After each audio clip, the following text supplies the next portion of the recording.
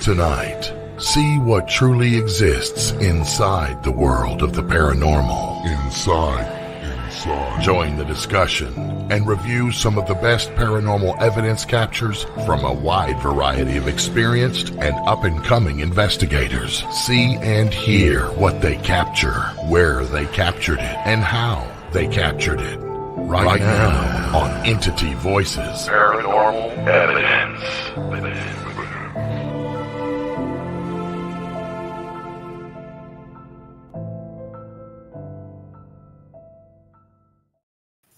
Hello, everybody, and welcome to Entity Voices Paranormal Evidence. I am Chris. I'm Audra.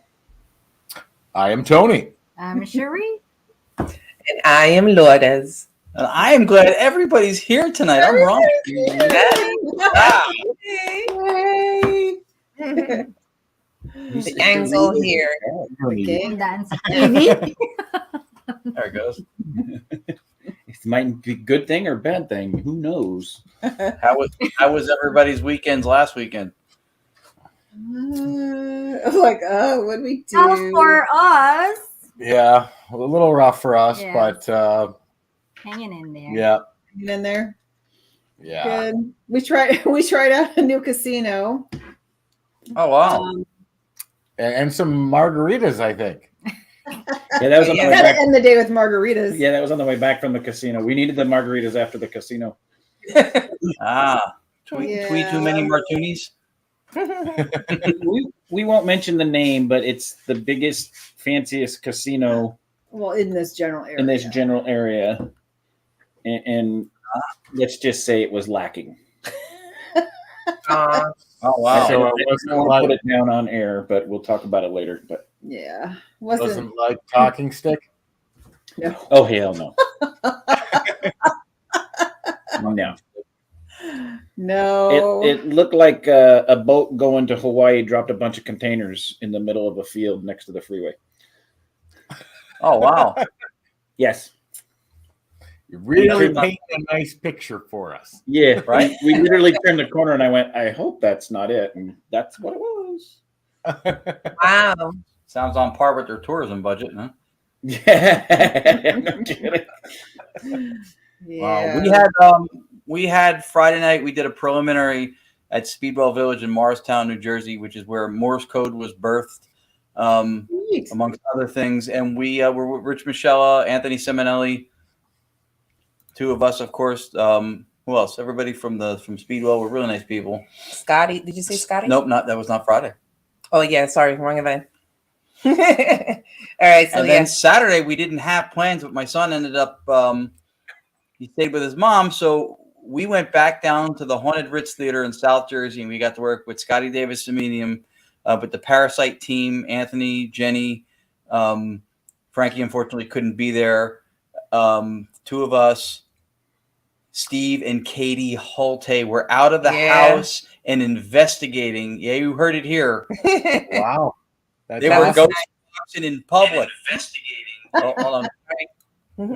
Lourdes is watching a very important show on her phone right now.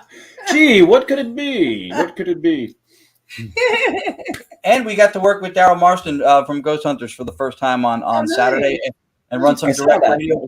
Yeah, needless to say, he was kind of blown away, and it was really fun. it was pretty cool. Yeah. Yeah, and we got some great stuff on the Holte TR-604 box Friday night in the basement in Morristown too. So we got a lot of stuff to listen to. It was pretty cool. That's cool. awesome. Fun-filled weekend. Then we went and see my dad play drums. We saw my dad had a music gig on Sunday, so we went and watched him jam again. I went Facebook Live for his drum solo, like I always do. That was awesome. Saw that too. At the Ties, which we're going to be investigating actually in March with Jennifer, who's from the Peaches, and maybe a couple of other people from there at the Ties in March. So that'll be cool because there's energy in that place. That's Something awesome. That'd be fun. Yeah. So we did a lot of driving this Yeah, weekend. sounds like it. No kidding. And it was like 2 degrees or below zero with the wind chill. So we're driving around on low tire pressure all week. Yeah. Oh, jeez. Wow. But But after a fantastic weekend with all those people, now we're in this groove of hanging out with cool people, and then here we are tonight, and boom, Al Santariga, Bryan, Bowden, and the crew is all here. It continues with the cool kids. That's Right. right. Well, So I would read y'all the bios from Al and Bryan, but wow. that would take the whole show because these guys have Yeah. done so much. Good night, guys.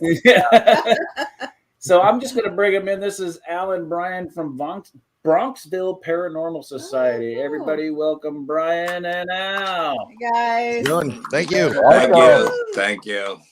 Thank you for having us. It's been a long He's time coming. I know he is. Technology problems. Come on, Where Al. are you? I'm here. I see you guys. You can do it. I Yeah, see but you you- guys. Check your camera. I Oh, see he's you there. guys. I He's see lagging. this. Yeah. In the words of the very wise and experienced Anthony Simonelli, there Chris knows, I don't know where I am. I don't know where I am. You're not on now. I don't know. I can see all you guys fine. So if you can't see me, can you hear Oh, me? we can see you. Lagging. Yeah. We can see you. We can see you. Okay. Stop We your saw you camera and before put it the back on. show. That's what I would do. Right before the show, we saw him. Yeah. Mhm. Yeah, kick Yeah. yourself All right, out so- and come back.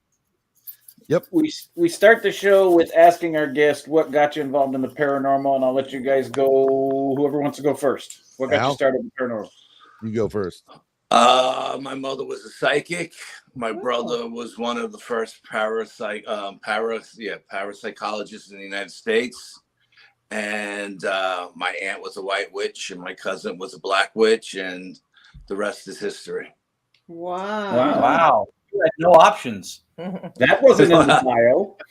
No, I didn't put that in the bio. No. You should have. He was Right? born into the family. I guess.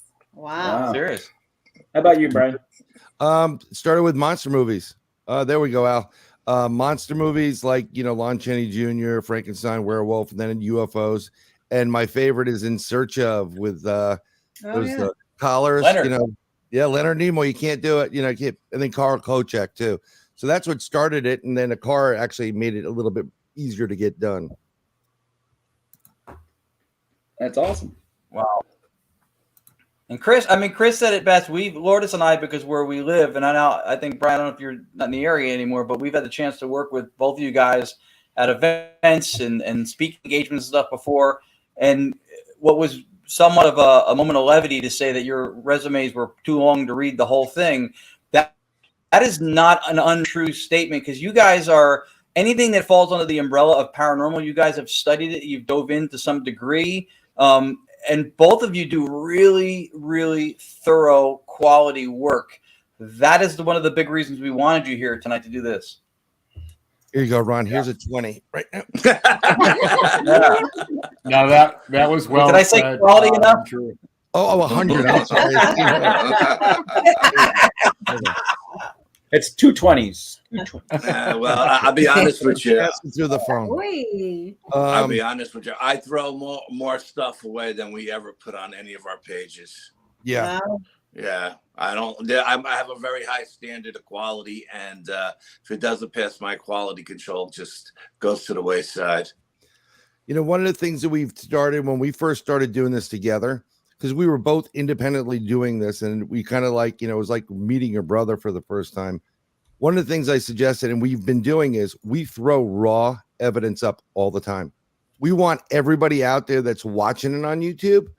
We need you to actually go investigate, because like anything else, if you keep looking at the same video over and over again, no matter if it's a 2-inch screen or a 105-inch screen, you're going to miss something.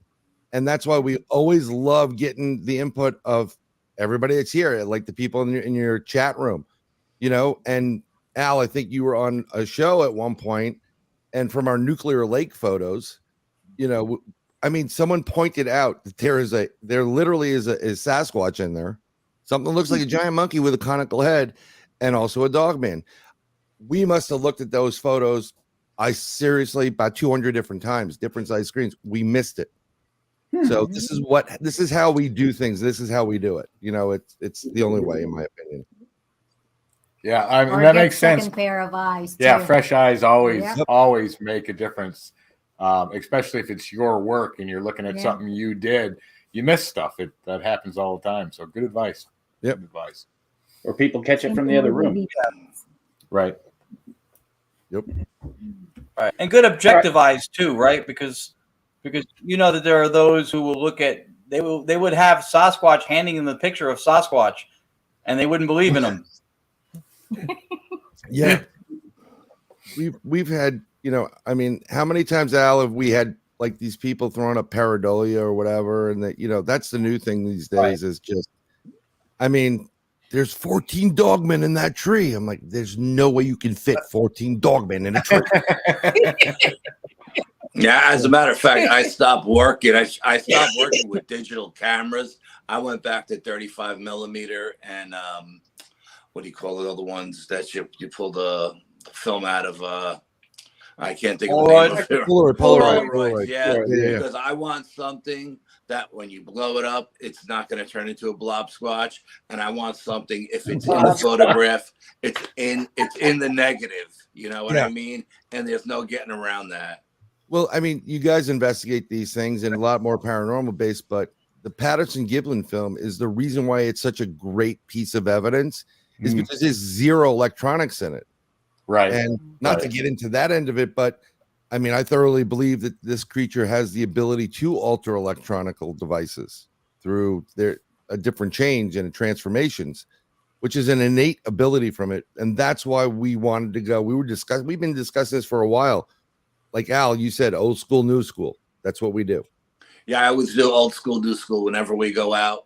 You never know what's going to work best. Sometimes the ITC stuff works great. Sometimes the old school stuff works great. So I always go with both sets of equipment.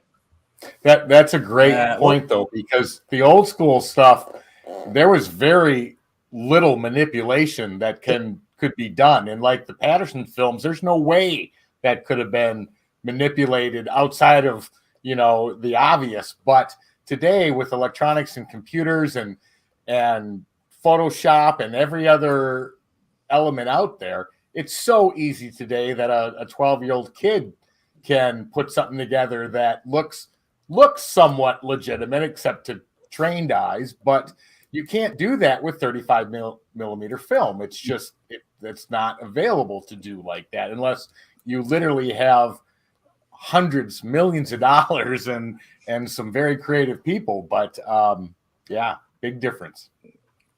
Yeah, I agree. I mean, I'm so tired of this digital, just the digital nonsense. You know what I mean? I want to just go back to basics and keep stuff simple and clean and clear and crisp.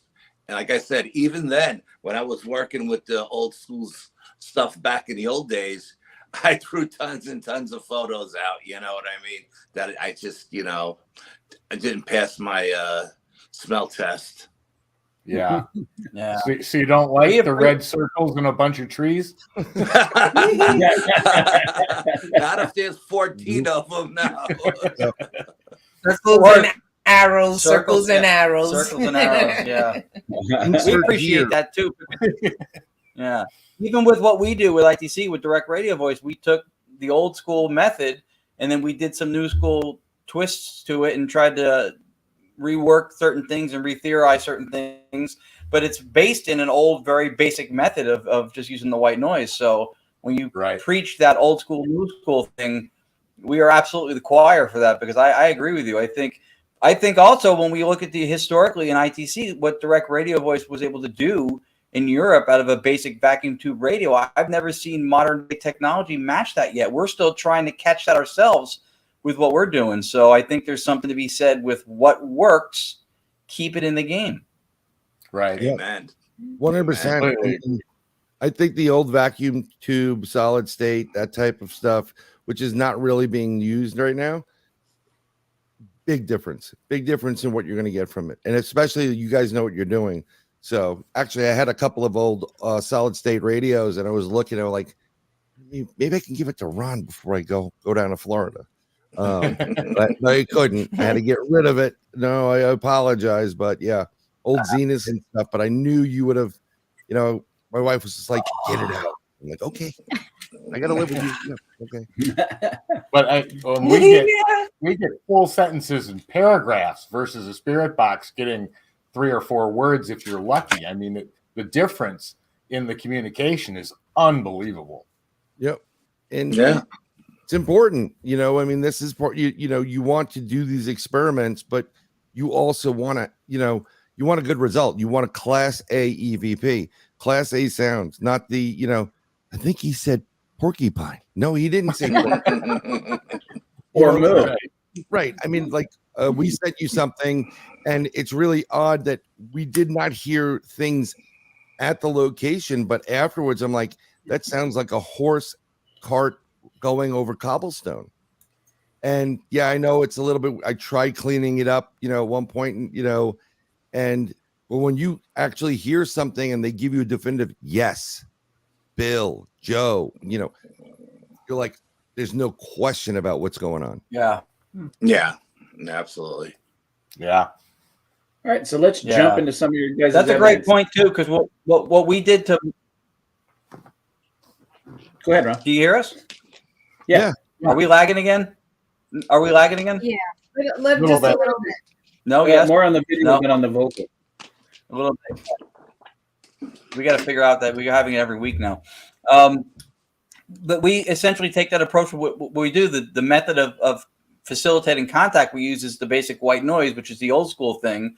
The only things we're doing modern more tech-wise is we're trying to make the voices and what we get more discernible by doing a lot of what people do in post or in review in the moment to have dialogue, which is what ITC is supposed to be, versus record and review like EVP. But otherwise, the facilitation part of it is the old school part of it. It's pure. Yep.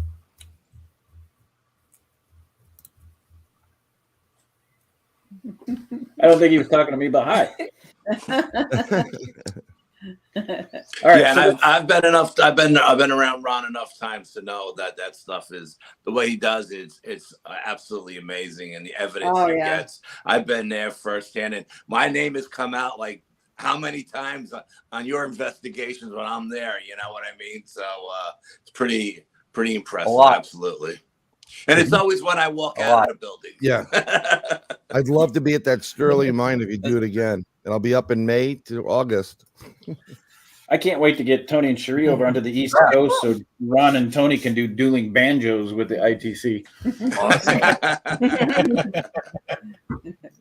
All right, guys. So let's take a look at your... Go ahead, Ron. See, there's lag. No, I was just saying the Sterling Mine was fascinating. That's why Bryan brought it up, because there's absolutely no signal whatsoever where we were. None. It's amazing. So cool. It's amazing how all that works. It's where spirit boxes go to die. That's correct. All right, so let's take a look at some of your evidence, guys. So this first one we're going to start with, I've got 5 pictures out of the few that you sent me. And we're going to start with this one. And there's 3 phases to this picture. Oh. Sorry, Al. I sent her my daughter. That's a great picture. Absolutely. Yeah. Okay, so the name of this mountain that we're on right now is Ninda Mountain. And Al and I have done plenty of investigations there. And there's an audio file I sent to you with beats in it. And it comes from a stone chamber that's built on the mountain, ancient stone chamber. And we decided because of the sea that was going on, we got to get out of the house. So we went up to, took a little bit of an exercise trip up to Ninda Mountain. And my youngest, who's in the foreground right there, she loves, posing and whatever. So I told him, hey, let's take a picture. And I took a picture with my P900. And I instantaneously could see it. And I'm like, what the heck is that? And then I downloaded it to my phone and I zoomed in. And I see on her finger, there's something glowing there. Now, my father was a professional photographer. I know about, lens flares. There was no lens flare whatsoever. The sun was behind like a majority of trees. It was very low. I wasn't even on that angle that I would have gotten the sun. I was below her, believe it or not. And I'm looking at this thing, and the next thing you know, I zoom in on it, and you got the other 2. There is. Wow. Yeah. And Al knows her. She loves Al, Uncle Al there. She's a really interesting child because she starts seeing things now. When the females are younger, they're more open to these type of things, and I think she was just at that moment where she's really connected to the other side. She's using more of her brain, and this to me looks like, in all seriousness, a fairy, what you would call, a fae. I mean, there is bone structure in this. This is like a cricket that's, just visited a nuclear power plant. It literally has structure to it. Yeah, and then you got to understand, this mountain is Native American. This was sacred land to them. You know what I mean? So this may even have something to do with her energy and Native American energy being attracted to her because she's so young and pure and everything, So and also open, I mean, she sees things, and my wife doesn't believe in any of this, but I know my oldest has, and she's just young at that. She's about 10 there. And I worked with her. I said, "You're fine." And, I didn't bring this up to her attention, but this is pretty dramatic for, a hello from the other side or some area. Well, I want to point something out to the audience too. Look really close to her finger. She's not wearing a ring, so he's not getting a reflection on the camera. Nope. And I want to point something out because some people will say, well, the sun's coming through her fingers. No, it's not, because her leg is behind her. It's behind her hand. Yep. So plus the entire ground is in shadow.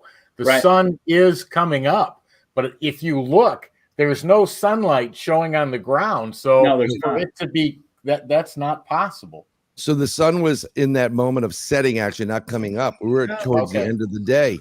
And if you understand, there is a grade here. You can see the grade a bit over there, but it gets a little bit steeper. So I was lower, and being at a distance, because I have the P900, I can go, I can take photos of the sun directly, and I just got her in this photo. And to this day, I mean, if you've ever met my daughter, you'd understand why this thing, whatever it is, went right over to her. She's well beyond her years at such a young age.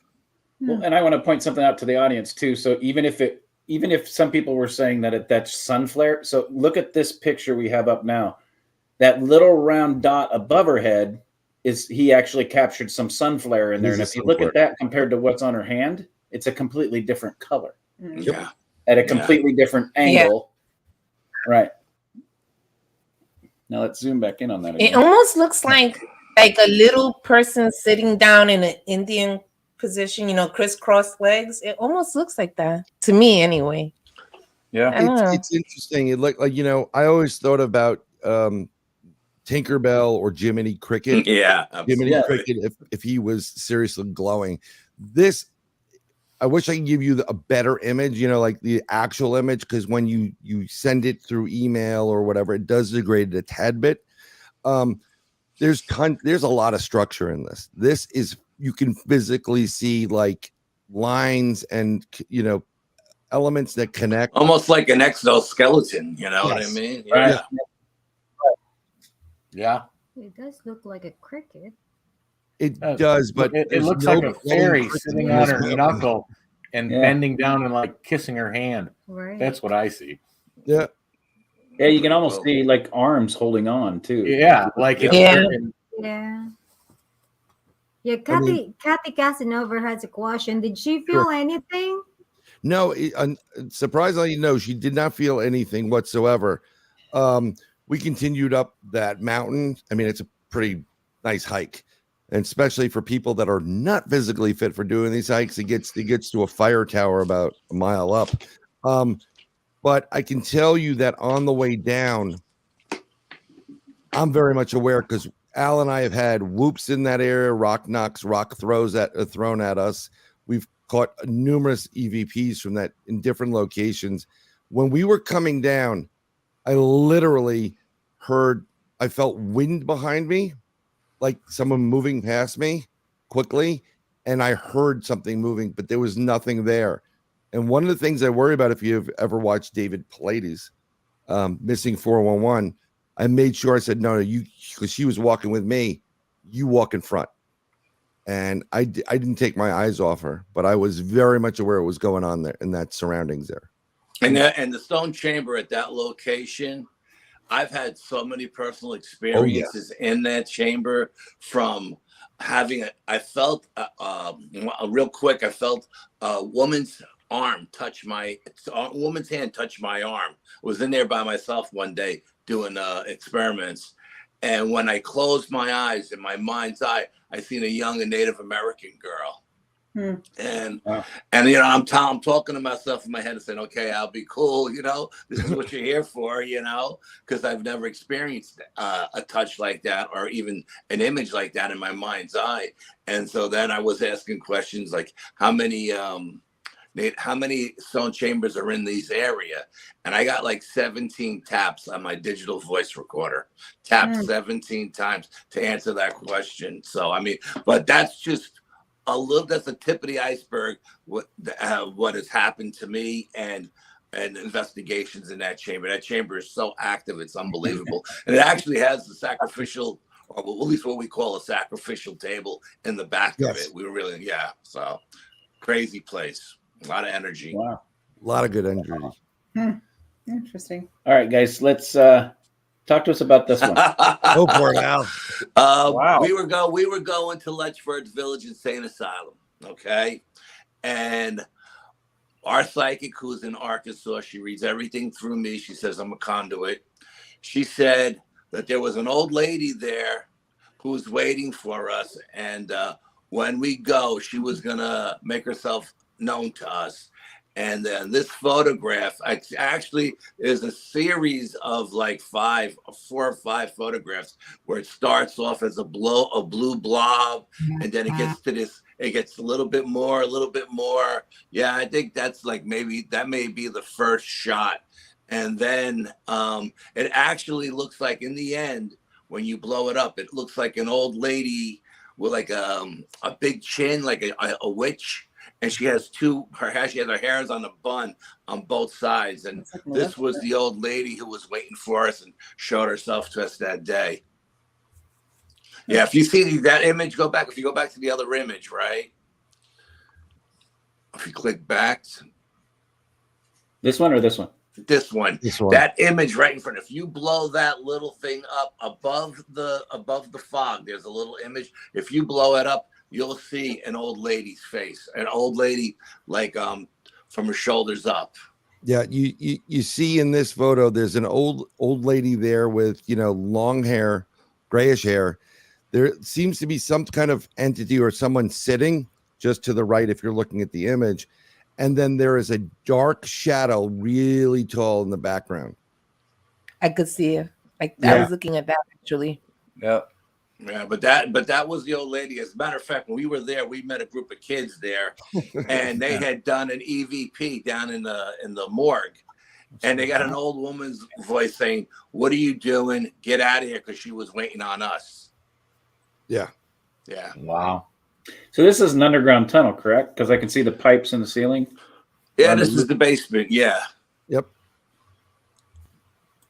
This facility is in upstate New York. It's about 28,000, 29,000 acres.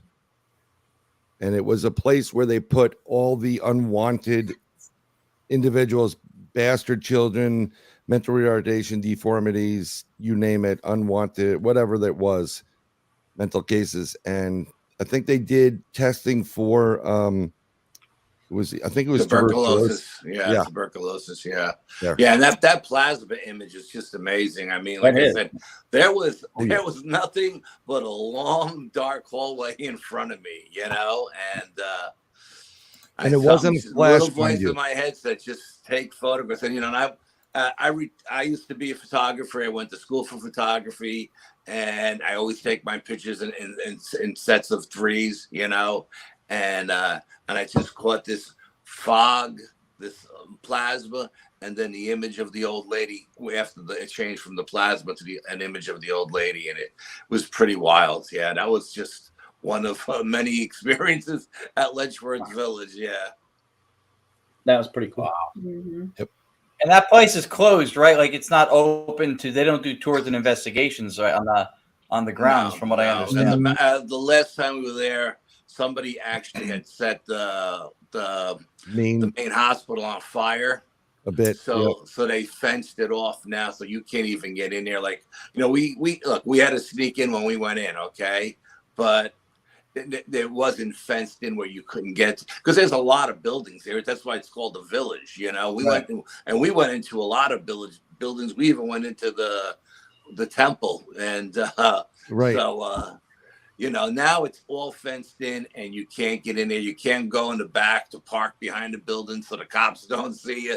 You know, you have to park in the main parking lot, and if they see your car there. As a matter of fact, when we were there, the security guard was the one who told us to go to the cemetery, because when she was down there patrolling the cemetery, she seen 3 lights tubes come out of the ground, and just freaked her out, and she never went back. So of course that led to us going back at another time, you know.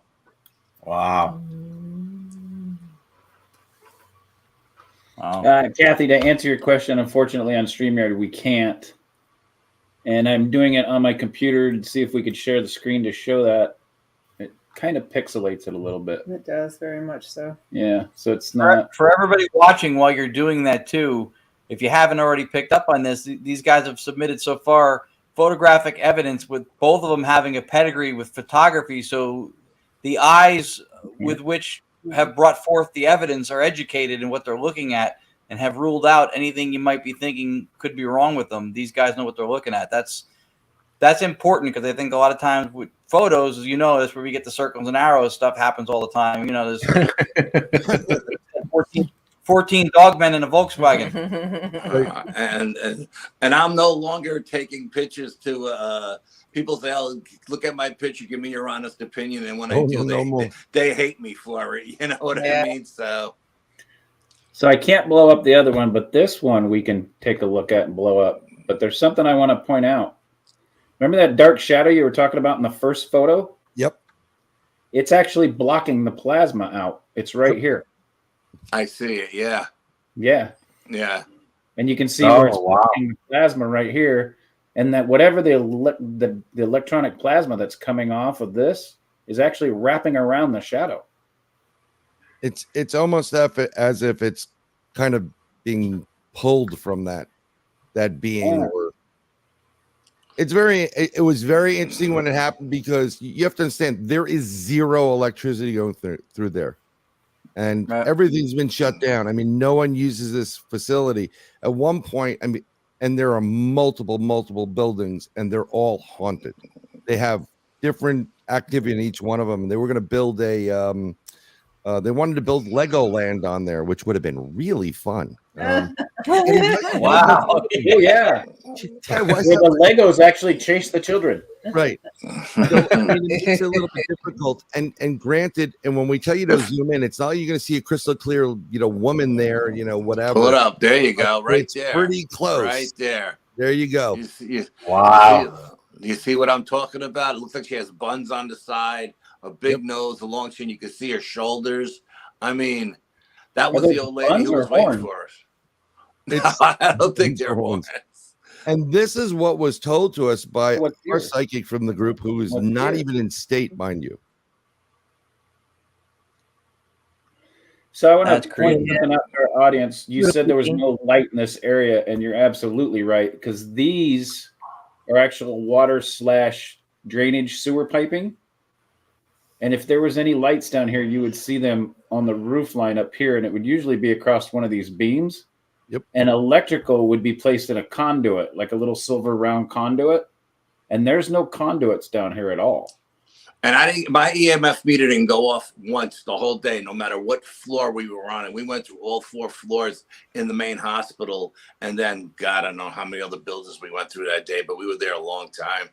And something very interesting about this specific location where you're seeing the images of the entities being there, that's near the elevator shaft. And Al, when we go on an investigation, Al goes his way, I go my way, and then we kind of come back together and we kind of compare notes.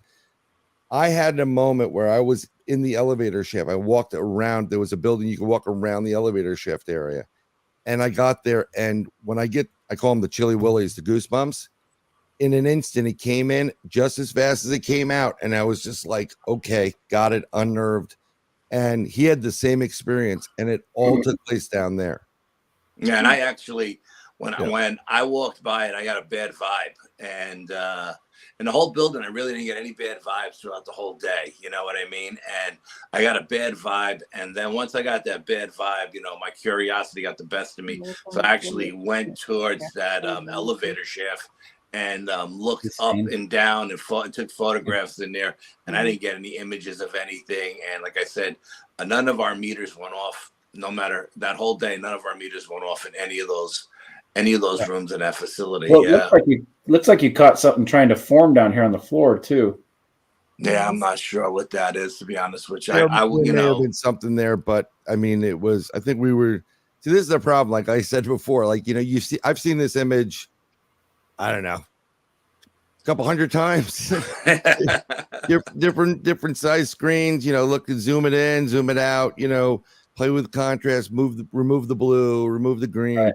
And after a while, it's just you need a sorbet. You got to walk away from it and come back to it a little bit later. It's another thing when we do. We'll throw evidence up there. We'll really hit it for like 6 months, and then we just walk away from it. Yeah, and fresh it's eyes. It's hard to walk away, right? I don't know about you guys, but Al and I are like, come on, we got to. No, let's just walk away, and we'll go on something else, and then I'll call him like we need to look back at that evidence. Or he'll say that to me, like, "Yo, we got to take a look at this again," and then you catch newer things. Mm-hmm. Yeah. So yeah, it's good stuff when you do it that way. That's pretty cool. Mm-hmm. That's really all cool. right. So let's go. We've got a bunch of audio of it. We got 1, 2, 3, 4, 5, 6, 7, 8, 9 that I put into StreamYard. That doesn't include everything you guys sent. I put in what I'm pretty sure the audience could hear. The other stuff I was pretty sure, because of the way StreamYard numbs it a little bit, that they would struggle to hear, but I wanted to make sure that they could hear some of this. So this next one is all aboard. I'm going to go ahead and play it, and then you guys can talk about it. All right, here we go. Now I'm going to play that again. For the audience, you got to listen. It's right at the start of the audio. And in case you didn't recognize the two guys in that video, that's the two guys on here. But I'm going to play it once or twice more. It's right at the beginning of the audio. Turn it up. Pay really close attention to it.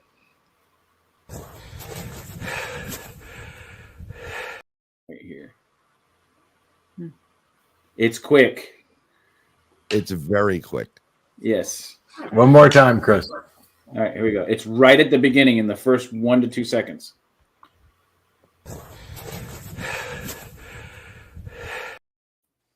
Yeah, it is quick. Yeah, it's very fast.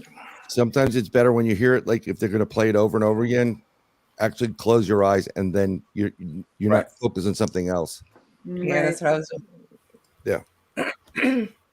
Yeah. That would also be one that would be really cool to slow down in the audio and see if you can clear it up a little bit. Yeah. I was going to say that too with what Tony and Sheree and Lourdes and I do with direct radio voice. That was one of the things in real time that we try to do is slow stuff down, because that's part of characteristically what makes it anomalous, because humans can't talk at these decibel levels, and definitely the vocal tract is not capable of speaking clearly at that speed. Right. That's fast. Right. I mean, that was, I forgot what, I got to be honest, I think it may have been, it was either Letchworth or I think, Al, it was, we were by the library. It may have been the library in Yonkers that we did when we were doing that was at the library when we caught the kids playing in the hallway that night when we did the library investigation. We have 3 locations, and Al's calling me like, you need to pull all this video and audio. And I'm like, I packed all my hard drives up. I'm going to try to find what I can get for you guys. So actually, it's either the library, or Letchworth Village Cemetery. Actually, sorry about that. When we got there, or I think I forgot the other location that we were in, Nuclear Lake or something like that. Yeah, I'm just trying to think. If it says all aboard, I'm thinking it's probably the library. You know, because the library, before the library was there back in the old days, was actually an inn where the stagecoach would go by and drop people off. Yeah, when we did the research on it, yeah. So it was probably the library. Okay. Makes sense. Makes sense. All right, this next one is your name Anne. Here we go. Is your name Anne?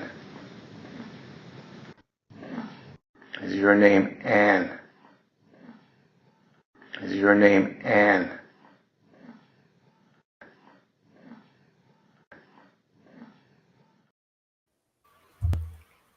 Yeah, that's there. You can hear that.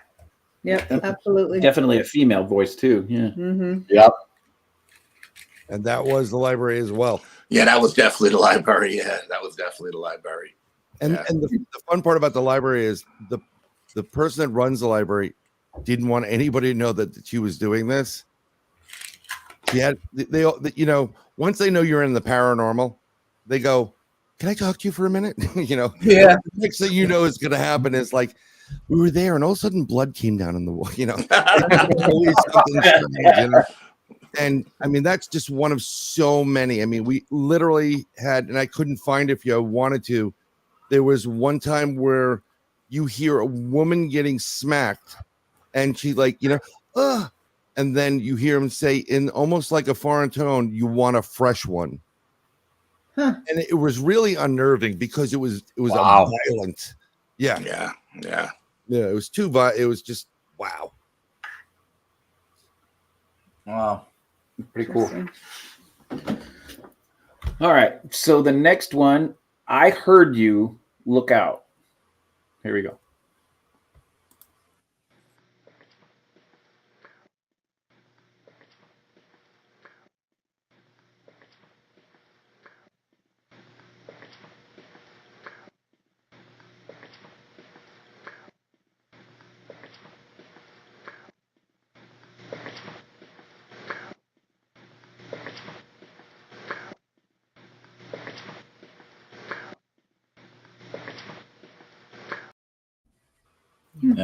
Yeah. So Doctor's house. yeah, Right. I was going to say Doctor's house, Ron knows of this location. It was the doctor's house in Pine Bush. Uh, And, yeah, and across the Al street from the museum.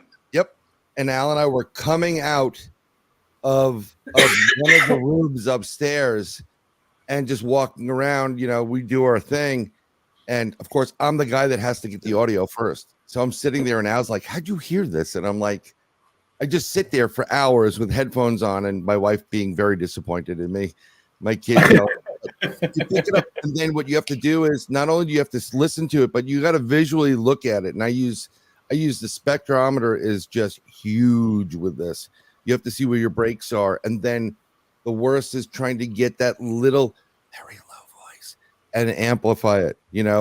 That kills you because you don't want to go too far, and then you get the artifacts of the grain. So yeah, that was right. Just like I was listening to that, and he's like, "How'd you catch that?" That was off the night vision camera, right? It was off of my. I took one of those faux pros and I made it into a full spectrum. Okay. I took out the lens and it popped it out. Wasn't going to pay $200. Something I can do in about 3 seconds. Yeah, it doesn't take long. No, actually, they changed it now because it makes it a little bit more difficult, but there's other ways to do it. And it was off that. And believe it or not, that was in a plastic container. So I gave Al a couple. I gave myself, I had a couple of these, and that muffles it a tad bit when you put it in that waterproof plastic. So Muffles it a lot. Yeah. But I figured out a way to you just got the other adapter where it's open. But the problem is if you get it wet or you hit into it, you're done. Right. So let me ask you a question about that then. Was that the only device that captured it at the time, or did any other recording device capture that voice? That was the only device that caught it. So what's interesting then too is that was anything else running? Yeah, I had a micro, like a 72-hour micro recorder, USB. running. I always put that on there. Al always has his own recorder, and we kind of had these really good ones out of China for really inexpensive, but they pick up everything. And I was like, oh, we definitely got it on this, and nothing, not a thing. Yeah. I asked because maybe the shielding and the protective casing you had it in, the muffling might not be an issue if it's imprinted on the device, and the barrier that materialistically is in front of it might not be a factor because nothing else caught it as an ambient sound. That's fantastic. Right. Well, I was thinking what you were saying along the lines of that. I'm like, that wasn't muffled as much as I was I was thinking was going to be. That was pretty clear when I listened to it. When I put the headphones on, I was like, oh, this is a good one. This is. And Bryan has supersonic hearing and amazing vision. I'm half blind and I'm half deaf from playing guitar my whole life as loud as I possibly can. I can't hear anything, and I barely see anything. He finds stuff that just blows my mind sometimes. He really does. Well, that's probably for you guys the best thing, right? You guys, so you're doing the EVP work. You might as well just sit there and when you finally hit it, you just it's an amazing feeling. It is. That's an excellent point. That's an excellent point you made, though, Ron, about the fact that the case probably didn't have much of an effect, considering it's not, a typical physics sound wave that would have, traveled down the hall, and the mic probably was irrelevant to the fact of it recording because the energy was directed right to the machine, and the blockage of the mic wouldn't have had any concern at all. So that was a great point. Yep. Yeah, no, for sure. Yeah, for sure. That's why I wanted to ask that question, because with two things. One, these guys with the experience they have, they're not running one device at any given time, right? So then if nothing else recorded it, there's your anomaly right there. And I understand what you're talking about with the sonic hearing. She's a court reporter by trade, so she hears stuff. I'm like, how did you even hear that? Yep. And when we go out, we usually take two different digital voice recorders with us from two different manufacturers, because they're both usually set on different frequencies. So what you don't catch on one, you'll catch on the other. And then I'm usually running a thermal or a night vision or a full spectrum, So there's all kinds of stuff running in all different directions. And I got to listen to all of it before everybody else does. Sounds fun. Yeah. The blessing and curse. Yeah. Blessing and curse. Yes. So I pulled this other video up because you said this one was at the doctor's house. So you had another one from the doctor's house. So let's go ahead and play that one.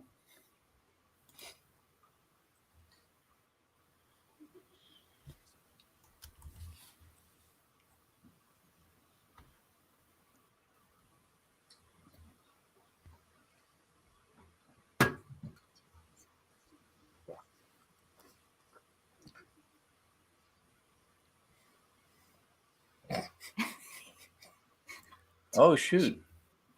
Yeah, you can see that. We can talk in this video. Yes, we can. Sorry about that. Yeah, it appears on the side. It just comes in out of nowhere. Was that the hand, Bry? That's the hand. And only Al and I were in the room at that time, and we were nowhere near that area. Like there was a barrier of a bed, I think it was, before us. Beds. There was two beds in front of us, yeah. Wow. You have the one with the head coming up out of the ceiling, out of the floor?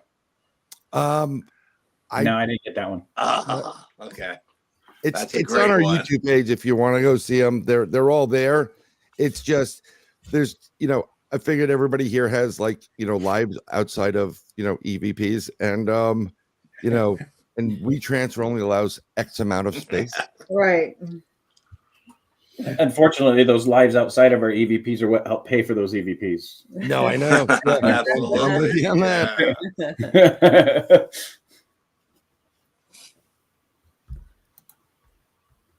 That's really cool. Yeah. Yeah, and I'm with Scott Reddick on this one. I would like to see it again also. All right, here we go. We can talk through it. So yes, we can definitely talk through it. It's going to be fairly quick. Oh yeah, that was way quick. Yeah, it's real quick. Yes. Wow.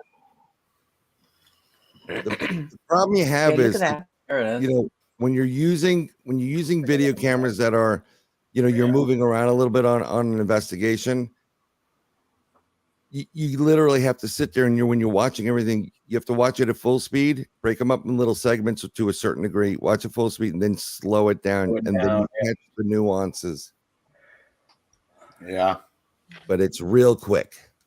And in that same room, and you're right, Al, you can kill me later.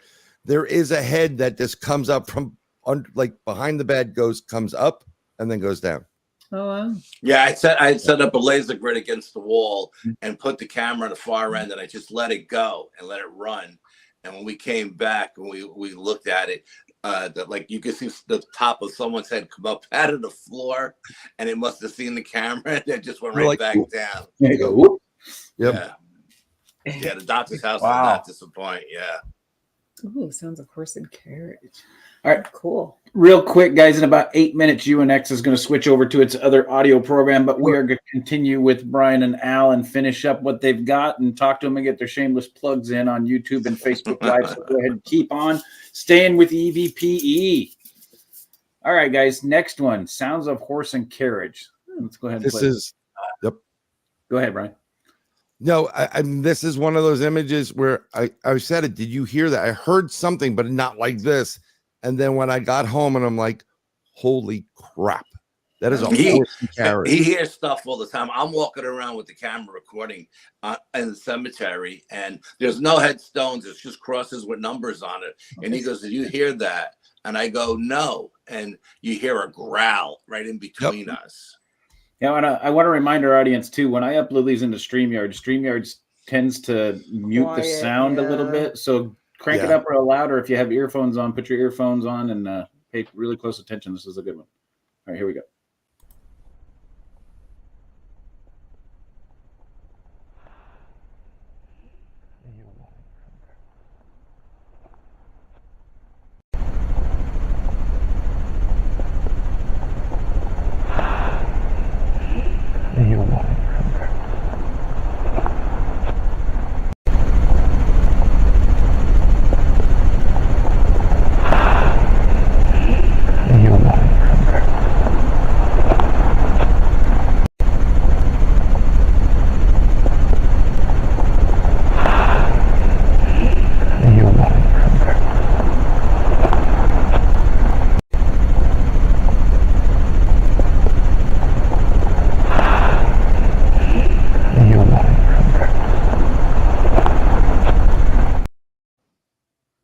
You could hear it. Yeah, that's the audible. Yeah, you can hear it. Even low, hear If it. you pay really close Even attention, low, you can almost hear the wheels of the carriage on the cobblestone Yes, too. yes. You hear obviously you hear the horses walking, but you could hear the wheels too bouncing over. Yeah, that was crazy. But what makes it really interesting and makes sense about it is we're at again, Letchworth Village, 29,000 acres, and they did experiments on people, you know, and so we're at a grave site of 300 plus people, if I'm correct, if not more, unmarked, which is miles away from where the actual main facility is. Yeah. And you got to realize that way back when, how are they going to get bodies from point A to point B? They're going to use a horse in a cart, and cobblestone streets to go click, click, click, click, click down. And it just made sense. And I'm like, I can't believe I'm hearing this. Mm-hmm. Yeah, like you were saying, you could hear the wheels as well as the clapping of the hooves on the. That was pretty cool. That was creepy. Yeah, absolutely. And it has the rhythm of the horse. It goes cluck, cluck, cluck, cluck, the rhythm of the horse, you know? Yeah, right. And characteristically, what's cool is that when you capture anomalous sounds that are things that are activities like that, not just voices, you either have the option of that something from somewhere else is manipulating matter or material in our realm, and they're moving something to create a noise. That piece, the entire audible portion of the whole thing, was not happening in the physical space that they were in, but it was detectable to a certain degree, like by the bionic ear and his equipment, which is fascinating. Right. Yeah. Yep. And Ron makes a very valid point. Kudos to Bryan on that one, because the first part of that audio, a lot of people doing review would just overlook that. Yep. Caught that clippity clop. I would have. Yeah. Absolutely. Yeah. I wouldn't even heard it. Yeah. One of the recorders I used that night is a H1N1 or it's something like that. I forgot which one, the Zoom. And I love it because you get multi-directional and it picks up everything. I mean, like woodpeckers farting and it's going to pick it up, you know, and it's crystal clear. So when you're sitting there, and I sit there literally with headphones in the ear, I use in the earbuds, and I just close my eyes and I listen and I stop it. And then I mark it down, get it, you know, cut it. I do file by file from that. Yeah. A lot. Yeah, I would have just wrote that off for somebody having the walking farts during the investigation.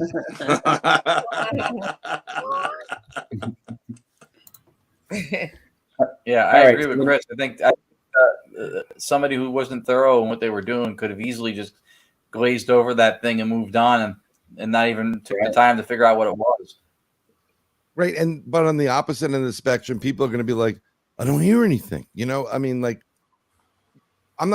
we don't try to force you to hear what we hear. And again, like I said, if we miss something and you hear something we didn't, we'll go back and listen to it.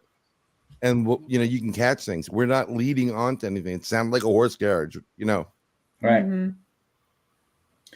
No. All right. The next one we got is, will you show yourself to me? All right, here we go. Will you show yourself to me?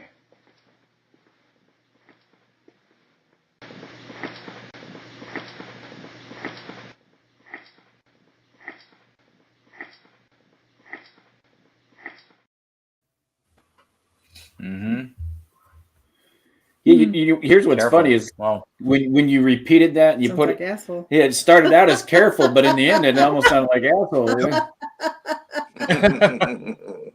Well, I think that was given to me from Al, and he was in I forgot where the investigation was, but I think there was it was like maybe an Underground Railroad. I forgot it was. That was Melissa's house. Right. And one of the part of the Underground Railroad, and I'm not trying to be derogatory, is, will you show yourself? Yes, sir. Yes, sir. Yes, sir. Oh, yeah. Yeah. Right. Absolutely. If you understand that this is where studying history, folks, actually helps you out down the line for these investigations. You have to understand just a little bit where how the vernacular would be depending on where you are. So if it's an Underground Railroad and you're coming and you're a slave, it's always going to be yes, sir. Yes, sir. And it had that little ill to it. That's why I was like, Al, I think you got a slave there. You know? Yeah. That was an amazing investigation at her house. All right. So the next one, I like this one. This one's my favorite. You guys got a really cool name. I'm going to go ahead and play it. So you guys, here we go.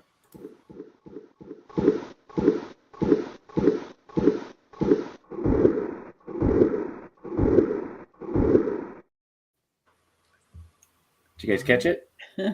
No, just kidding. I don't know what you're talking about. I didn't hear anything.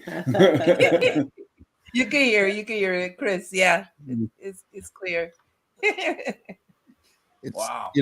You catch it and then you hear it, and then I don't, one of the things that, because I have to take the evidence and I have to, expand on it and make it louder, and sometimes when you do it repetitively, it's like, oh, you're manipulating. I'm like, this is what you're hearing, and in order to hear it, sometimes you have to hear it over and over again. In order it's audio archaeology. It's audio archaeology. You're taking something like a bone from a dinosaur. It's already where you found it. You're dusting it off to make what is already there pronounced and visual or detectable. You're not creating it.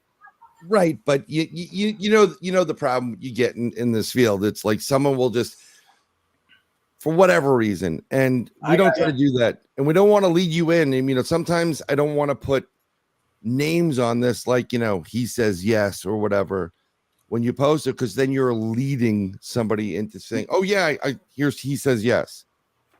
Yeah. So That's true, but by the same token, though, too, there's a certain threshold that I'm kind of like more cognizant of now with a non-apologetic approach to certain things like that too. Like if you're trying to convince somebody with their stakes on the table, then that's understandable. But at the same time, you guys are very educated, very experienced investigators, and if you hear something, your educated and experienced ear and technique is worth more than just the average person who maybe has never dabbled in this before.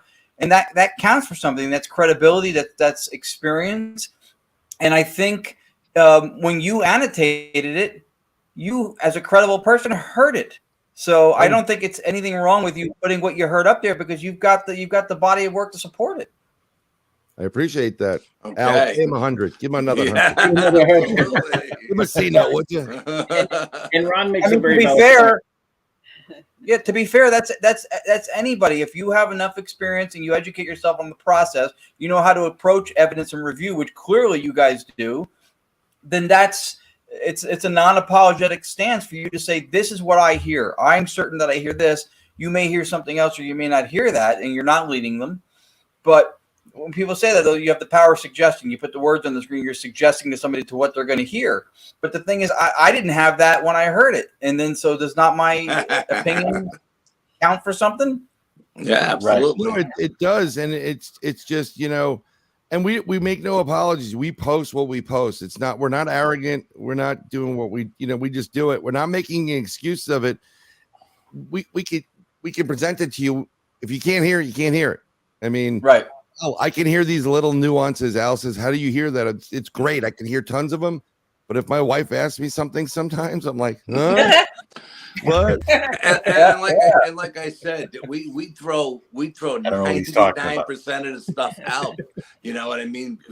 And instead of putting it up, because it's just, if it's so hard that we have to strain to hear it, then how is the average person going to hear it? You know what I mean? So we just throw it out. That's it. Nothing's thrown out, and Al knows it. No, you know what I mean. We put it in. We put it in a file where it's like, let's go revisit, and a couple of years we go and sit there and go, how come we didn't hear that? It said Barmy Fife.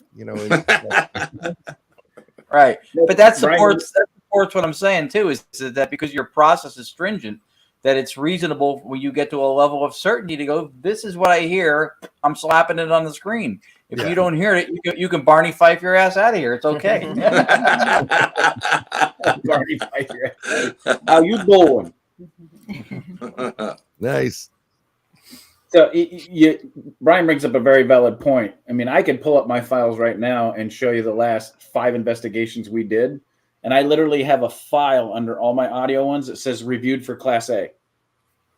Once I've reviewed for Class A and got the Class A's out of it, I put it in that file. And when I'm bored, I go back and look for Class B's. But I've already pulled the Class A's out of that file. But it literally, I title each one of them reviewed for Class A. Right. And something I do, and Al knows it, and I use it a lot, is I use a program. One of the programs is called Sonic Visualizer.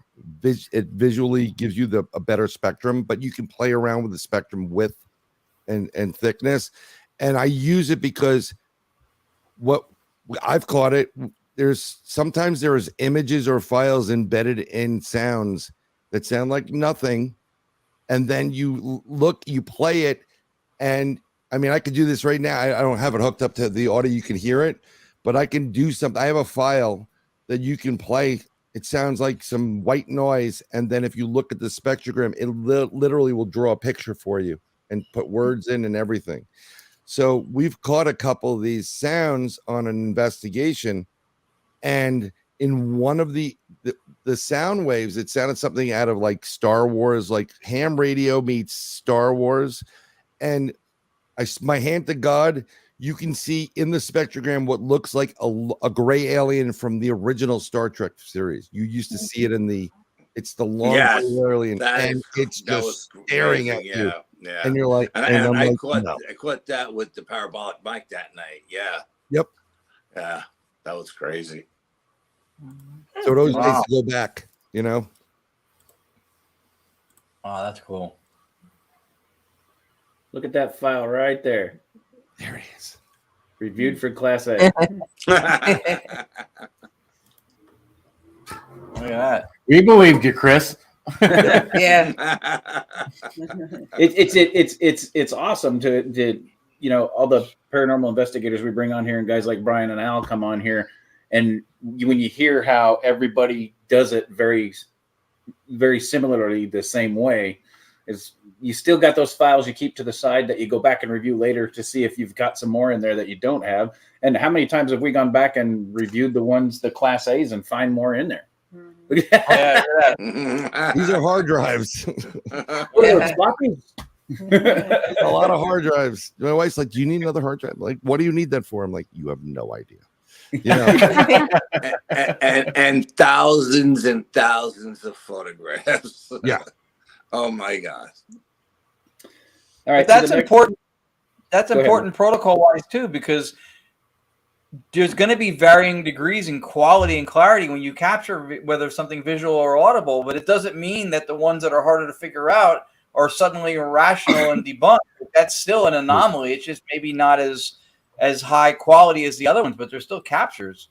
Right. I mean, something I sent you guys that we were doing a Stone Chambers investigation. It was like summer, so it was really hot outside, and we're inside. And what we like to use singing bowls because they ramp up, boom, the sounds and whatever. And excellent. Al went out to get something, and I'm playing with singing bowls on the phone. I'm using my FLIR, and you'll see in the video. It's a FLIR video, and you see this black kind of like start forming around the frame, and then it gets purpley, right? And you see something like it kind of peeks in, goes out really, really quick. You'll hear me say, "Oh my God, I hope we got that on video." Something popped in. I'm thoroughly convinced we opened a portal, and I said I think we opened a portal. Now, if you fast forward from a year ago from the Skinwalker Ranch show, okay, they brought a rabbi in to open portals on there. And if you compare the video that we put up there in Bronxville Paranormal Society, the black into the purple and the portal opening, it is exactly the same everything when the rabbi does it at that one house in Skinwalker Ranch. So, and what I ran out to get was a Geiger counter, because I was talking to oh man, I forgot the guy's name, David Roundtree. And he told me, he said, when portals open up, the radiation goes through the roof. So I ran out to get the Geiger counter, and we took the Geiger counter readings, and it was just nothing in the chamber. And then when we lit it up with the Tibetan singing bowls, it filled it with frequency and vibration. The Geiger counter went to red. I mean, we probably shouldn't even been in there at that point, But we weren't ready to leave. No problems. Yeah. We're okay. Well, let's take a look at that video that Bryan's talking about. Yeah. Into the street, okay? Right. It's 89 degrees. I got 105, 107. So there's a discrepancy between. Look at this. Come here. That's the street, Bryan. No, look what's going around this doorway right now. That white thing? The purple all the way around it. Oh, the cold. Look at the blue. It's a purple. That's fucking interesting right there.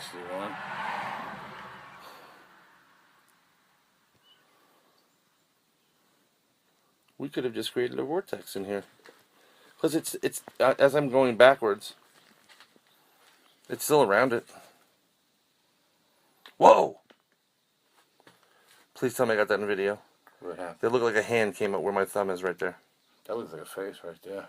Yep. Right there. Mm-hmm.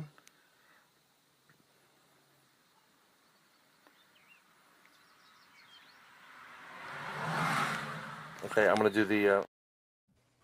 The crazy thing about these stone chambers, it doesn't matter where they're located. If they're located in the middle of the middle of the street, or in the sun, or buried in the middle of the woods behind tree canopies, they're all 68 degrees inside. Yep. All the time. So I mean, 100%. so for that flare to read that high, the temperature didn't make any sense. But now again was after we filled it with frequency and vibration. So Right. And you know, one of the things that we, you know, I've studied physics and all this, you know, the science is I was going to be an astrophysicist at one point, and then I said I'm not going to make money, and I'm just going to be writing a book. But you know, part of it is we found that if you have sound, frequency, vibration, resonance, that is the secret to it, and it works for ghost hunting, cryptids, UFOs, whatever. And the more you ramp it up, and the more I think what we are playing with is that gate, yeah. And you're opening up portals, and you're opening up like that. What is it? The curtain gets pulled back a little bit, and somebody able veil. Yep, the veil. It's all about frequency, vibration, consciousness, and intention. Absolutely. Yeah. And we use it in all of our research, whether, again, like Bryan said, whether we're doing ghost hunting, which is a term I hate, but, you know, squatching, or doing CE5s. And we use it in everything. And it just works. It's awesome. Okay, we got time for one more clip. I'm going to go ahead and play it now. Here we go. Is there anyone here with us?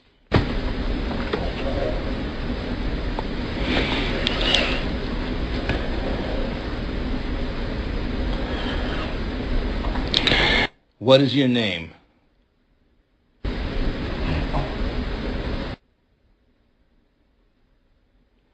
What year is it for you?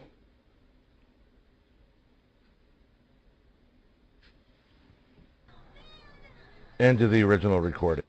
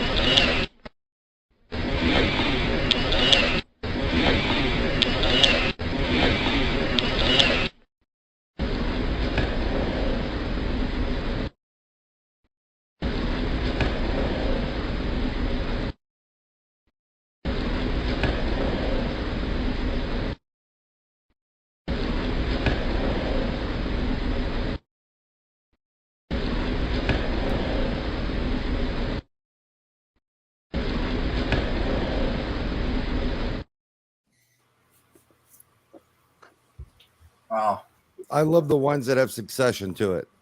You know, you know, not like what you guys do as far as, you know, the real time, whatever, but the succession helps to validate the first. So anyone thereafter validates the one prior to it. And also if you string it together and what you think it is, you get an answer. But what we do is I always send it to Al, and he's like, you know, he'll come up with something, and I said, how about this? And he'll go, oh yeah. And you know, but then awesome. There goes a library too as well.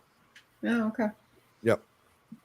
Get a lot in that library. Oh, was that the library one too, Bryan? Yeah, that library shocked the hell out of me for being very, very good. And there was, you know, I mean, we got older females, older males, foreign males, and then we got little kids. We got touched. You want to play? Touched, You want to play? You know, and I was trying to find, you know, I had so many of these things on my phone because, like, when I used to go over, you know, I'm waiting for my kids at school. I'll just put them on there, and I'll just stand there.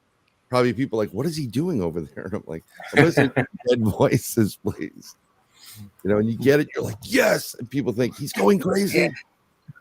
Yeah. If you would have heard the kids playing, it sounded like they were a bunch of schoolgirls jumping rope. Yeah. And we were in a little cubby, like in the basement of the library. I mean, it was insane. Yeah, it's just the place was really off the charts. It really was. It's pretty cool. Yeah. All right, we've come to the part of the show, guys, where we call this shameless plug. Tell our audience where you're going to be, where you can be found, Facebook pages, YouTube pages, websites. Go for it, Al. No, you go for it, Bryan. Good. Bronxville Paranormal Society. We're on YouTube. We're on every social media site possible. And I could be reached personal message, or I'm getting friends requests from everybody, but personal message. Just let us know you heard Entity Voices. And if you have a question, you want to refute something. I mean, I'm not going to fight there and argue with you, but I will give you my best interpretation or whatever I can. So that's where we are, or I am. Yeah, and same thing for me. And any of our Facebook pages, that's where I usually hang out. Or if you got a personal question for me, you can reach out to me on Messenger, and I'll be more than happy to answer anything you have. That's awesome. All right, guys. What the Entity Voices crew? What do we got coming up? What you guys got coming up, Ron? Lourdes? We're doing the historical Hoover House in February 11th, Valentine's Day weekend. Next weekend, next just weekend. outside of Gettysburg. Yep. And what else do we have? Then we're going in March, about a month after that. We're going to the from the documentaries, The House in Between. We're spending 2 nights in the house. We were invited to come down and do direct radio voice, so that's going to be cool. It's going to be fascinating, yeah. And just before that, we're going to New Orleans to investigate. So that's going to be cool. Oh, wow. Nice. Your Valentine's date. Oh, thank you. Happy Valentine's Day to all of you. To all of you as well. All you ladies out there, absolutely happy Valentine's Day. That's right. Tony Tree, what you got coming up? Well, let's see. I got an invite to a podcast on Thursday night. They're reviewing the shadow figure we caught in the Phelps Dodge and some DRV captures. And this weekend, we're going to do direct radio voice in the haunted Miami YMCA and spending the night at the historic Magma Hotel, which has a reputation of being haunted. We'll let you know when we come back. Wow. Awesome. Cool. That's cool. Yeah. I don't think we have any. We don't have anything exciting coming up, but we do have not paranormal. Next month we are opening up the Montgomery House again for investigations. We've already got PPIT scheduled for when we get back from Key West, so that ought to be a good time. Get to hang out with Scott and his crew again. Yep, that'd be fun. And I'll be putting up I'll be posting it to the Facebook pages and everything that the investigations are opened up. Maybe we can get some EVPE investigation going on there once Tony and Cherie get out here. Oh yeah, that'd be a great place to do some DRV. That'd be fantastic. Yep. Yeah. Very cool. All right. Yeah. We just want to say, go ahead, Ron. I was gonna say, Brian, when you're up this way, definitely let us know if we get a chance to run into you and see you. We would love to do that. We love when we go to an event and all of a sudden we turn around and there's Al Santariga and hey, we know that guy. We know that guy. Yep, I'll be back up from Florida at the end of May, and I'll be there till about mid-August. And I'll see you guys also at the Battlefield Bash. You're gonna go. So I'll be there too. Now I'm dragging him, whether he likes it or not. We're gonna do a CE5 events. Actually, we're gonna try to Cole Crafton.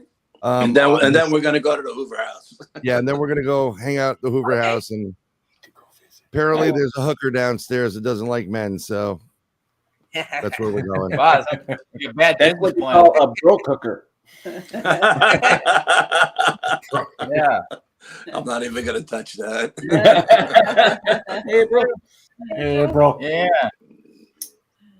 All right, we want to thank you guys. Turned out a ton of people tonight. So once again, we don't have time to thank everybody, but we want to thank everybody for stopping in and hanging out. It's the same people, always the same guests every week, and then you guys brought in some cryptid guests. Man, that was fantastic. Seeing some of those pop in. Yeah. So we want to say thank you guys for coming out and watching again tonight. We will be here, same time, same channel, same people. Hopefully, Cherie will be back again next week. I know. It's nice having her back. Nice having her back. Hey, shout out to Antone Ritter. He just Antone Ritter sent me some really cool evidence. I'm trying to get him on the show. He sent me a video last night and asked me to look at it for him. And he caught a really good. He got a really good clip, man. I can't wait to get it. I won't spoil it because I'm trying to get him on the show, but it was pretty cool. Awesome. But once again, I want to thank you guys for showing up. Thank you, Bryan and Al, for coming out. Yeah. Yeah, thank you. It was our pleasure. Thank you guys Yes, for thank inviting you us very out. much. Yeah. And remember, guys, if you want to catch fairies, you want to catch hands waving at you, you want to catch an electric witch at the end of the hallway, or if you want to catch some cryptids, you got to hang out with Al and Bryan. You got to hang out with the Bronxville Paranormal Society. But most of all, you got to stay haunted. All right, guys, we'll see you next week. Have a good night. Thank you. Good night.